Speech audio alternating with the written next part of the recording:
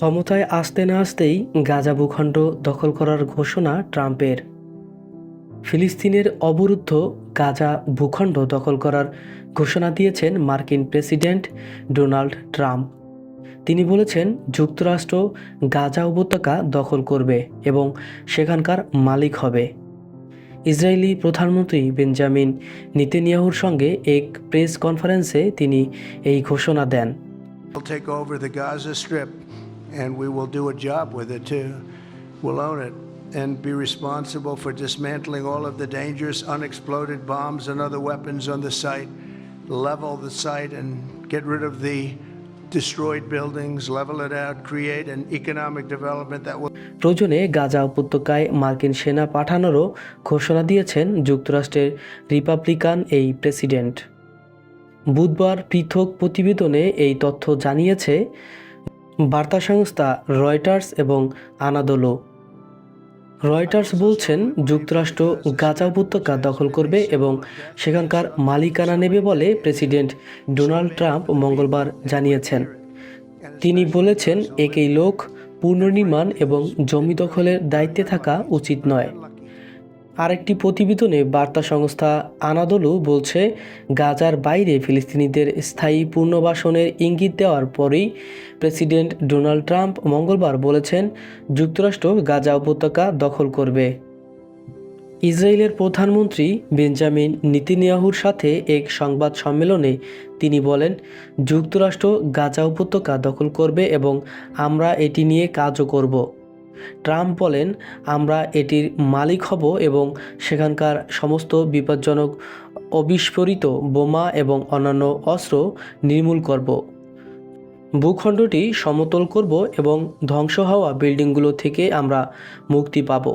এগুলোকে সমতল করব, সেখানে এমন অর্থনৈতিক উন্নয়ন করব যা ওই এলাকার মানুষের জন্য প্রচুর চাকরি এবং আবাসন সৃষ্টি করবে। যুক্তরাষ্ট্র গাজা উপত্যকায় সেনা পাঠাবে কিনা জানতে চাইলে তিনি জবাব দেন, যদি প্রয়োজন হয় আমরা তা করব। তিনি বলেন, আমরা সেই অংশটি দখল করতে যাচ্ছি, আমরা এটির উন্নয়ন করতে যাচ্ছি, হাজার হাজার কর্মসংস্থান তৈরি হতে যাচ্ছে এবং এটি এমন কিছু হবে যা সমগ্র মধ্যপ্রাচ্য খুব গর্বিত হতে পারে।